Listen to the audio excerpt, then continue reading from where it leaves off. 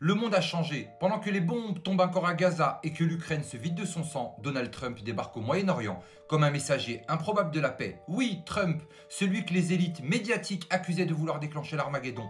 Résultat, un prince saoudien qui sourit, un Iran prêt à discuter, un Israël isolé et un État profond en état de choc. Trump a parcouru le Moyen-Orient, Arabie Saoudite, Qatar, Émirats, mais pas en Israël, ni lui, ni son secrétaire à la sécurité. C'est une rupture stratégique. Le message est clair, la politique américaine ne passera plus par Tel Aviv. Trump affirme que la nouvelle alliance entre Riyad et Washington ne va pas et ne vient pas comme les autres. Trump l'a répété, il ne croit pas aux ennemis permanents. À propos de l'Iran, il tend une branche d'olivier. Si je peux conclure un accord avec l'Iran, j'en serai très heureux. Mais il prévient, s'il rejette cette chance, les États-Unis lanceront une campagne de pression maximale pour empêcher Téhéran de se doter de l'arme nucléaire. C'est la carotte et le bâton. Une méthode qu'il applique aussi en Syrie, où les discussions avec le nouveau président tenues secrètes auraient inclus un plan de stabilisation post-guerre. Et au même moment, la Russie et l'Ukraine discutent à Istanbul, loin de l'OTAN, loin de l'Union européenne. Trump n'a pas seulement tourné le dos à Israël, il a aussi enterré les néoconservateurs et les mondialistes. Devant un parterre de dirigeants saoudiens et d'investisseurs, il les a fustigés. Les bâtisseurs de nations ont détruit plus de pays qu'ils n'en ont créés. Ils interviennent dans des sociétés qu'ils ne comprennent même pas. Et il ajoute avec une clarté brutale, Riyad et Abu Dhabi n'ont pas été construits par des ONG libérales, mais par les peuples arabes eux-mêmes. C'est un renversement complet du narratif occidental, une apologie du nationalisme local. Trump impose une doctrine, la souveraineté d'abord, les leçons morales ensuite. Mais cette doctrine, elle fait peur, très peur. À Washington, l'État profond panique. L'ancien directeur du FBI, James Comey, vient littéralement d'appeler à l'assassinat de Trump.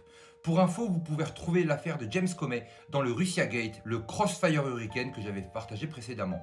Sur ce compte Instagram, il a posté le chiffre 86, un code connu pour signifier éliminer ou tuer dans le jargon criminel. Trump JR a immédiatement réagi. James Comey a désinvoltement appelé au meurtre de mon père.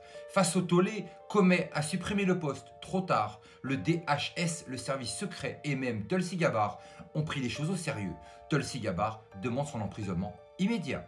Et là, un détail glaçant, sa fille Maureen Comey est procureure dans l'affaire Epstein.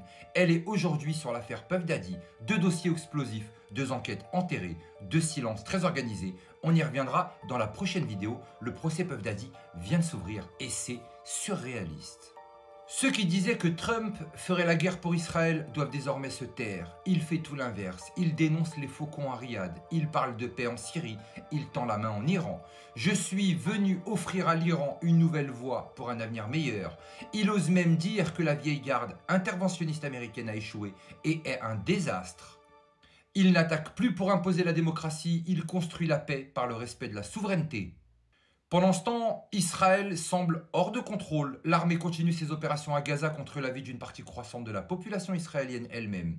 La Cour internationale de justice s'active. L'opinion mondiale bascule et Washington regarde ailleurs. Parce que la Russie discute avec Zelensky à Istanbul et parce que Trump, lui, fait le tour du Moyen-Orient sans passer par Israël. Le signal est limpide, la carte a changé.